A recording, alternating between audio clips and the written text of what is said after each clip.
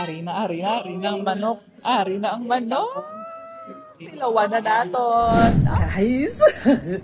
Kinikilig ako. Ngayong araw, may pupuntahan tayo. Imimit natin ang isa sa mga sikat na Ilonggo actor nandito sa Dubai. Outfit check tayo. Pupunta tayo sa grand opening ng kanyang business dito sa Dubai. At isa tayo sa mga naimbitahan na influencer. Outfit check pa. Let's go! Excited na ako! So, eto nga, at babiyahin na ako at nagtaksi ako nito papunta na metro station. At ang ganda ko lang talaga. Charis!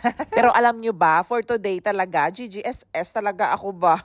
Mula sa bahay nga, papunta sa nearest metro station, ay mga 10 minutes din ang biyahe ng taxi nito. At gutom na ako at hindi pa ako nakain. May metro tayo ngayon. Lalakad na ako. Okay lang yan, metro muna tayo. Yeah, mabilis lang to. Kasi parang isang lane lang to. Red line. So this is the metro card here sa Dubai. So eto na, paakyat na. Ang init. Timing dumating na yung train. So nakaupo ako ngayon. Ang biyahe ko naman nga nito from the nearest metro station sa may bahay ko. Siguro mga 5 to 8 minutes din at tsaka rush hour 2 kaya mas okay din ang metro. Station is City Center, Dira. Dito na tayo. Ito na, exit na tayo. Yeah. Eto na nga at palabas na tayo ng metro. Ang dami kong video ngayon. Feeling vlogger ako. So we are here. Ayan na ang City Center Dera. This time, hanapin na naman natin ang Food Central. Kasi andun yung JT's Manukan. Ang daming tao. Sunday pala ngayon. Pero carry lang. Hindi ko na nakukuhanan. Pero dahil sa daming tao, daming kabayan, may mga nagpipicture. Artista lang. Ayun, thank you sa inyo kung nakita nyo yung vlog na to. Grabe, ngayon lang ako pumasok ng mall ng Sunday kasi hindi talaga ako ng malling. Daming tao. Lalakad pa ako kasi doon ako nag-entrance doon sa pinakadulo, yung Food Central, sa kabilang dulo. So, okay lang, lakad-lakad na tayo. Para mabilis nyo makita yung Food Central, hanapin nyo lang yung center point. So, yan yung center point. Tapos, sa front niya yung Food Central. Paakyat na tayo. Nandito na. So eto nga, abang paakyat ako, nakikita ko na talaga na sobrang dami ng tao at nakita ko na rin dito si Mr. Joel Torre. Nandyan nga din ang nanay-nanayan namin dito na si Mami Jo. Grabe talagang support ng mga Ilonggo. Sobrang daming tao at ang haba talaga ng pila dito sa JT's Manukan. At alam nyo ba, si Sir Joel Torre, andyan talaga sa may labas, nagpa-picture talaga sa mga tao. Oh, Ilonggo hindi. Ilongga ba? Buta mo, Ilonggo dito. Hi, sir. So, papasok tayo ngayon. Meron tayong special room for us. Hello po! Hi! Damo, Ilonggo, diri, oh. Paano nyo nalalaman na Ilonggo ako? Mamaya, lalabas ako sa inyo. Wait lang.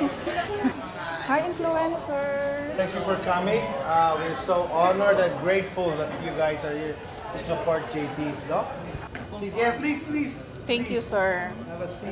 This is our second venture to go outside of the country. We're very excited about Dubai because we know there are a lot of Filipinos and there are a lot of inasal places here, but we would like to represent our region because we are from Bacolod and to have you taste what authentic and real inasal is.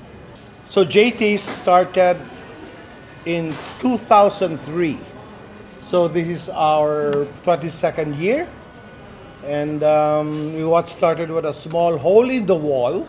And I think the secret towards the success of JT's, it was like how it was accepted by our customers is the consistency in the quality of the food.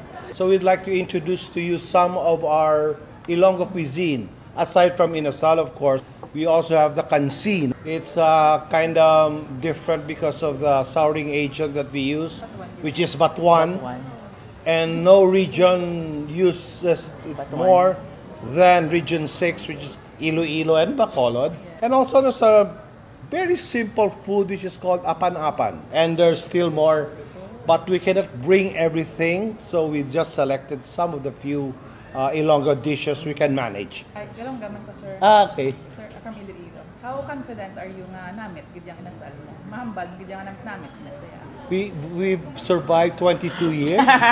Yes. And I think the best compliment for any restaurant is a returning customer. It's a simple comfort food that caters to everybody.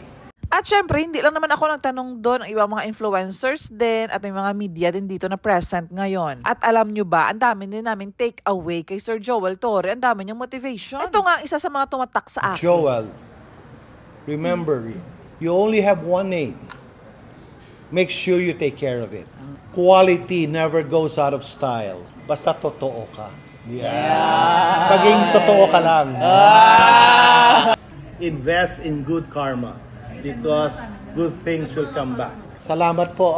So ito na nga ang aming pinakaiintay sa lahat. Yan po ilan lamang sa mga pwede nyong matry dito sa JT's Manukan. At lalo na talaga akong nagutom nito nung naamoy ko ng inasal. Ari na ang manok. Ari na ang manok. Silawan na naton. Kaunta.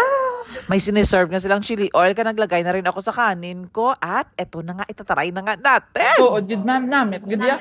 Yes, namit, gidya, ilonggo, inasal, gidya. And apan-apan. Be, dalawang tang apan-apan, be po. Uy, may ginamos gid yo. May apan-apan diri. Ang apan-apan po ay ilonggo yan siya. Naluto ng kangkong na may ginamos bagoong ba. Yan talaga ang grabe ang kain ko. Ay, ang sarap. Sa mga kapwa ko influencers, tanungin natin kung kumusta ang lasa. Namit gid ya.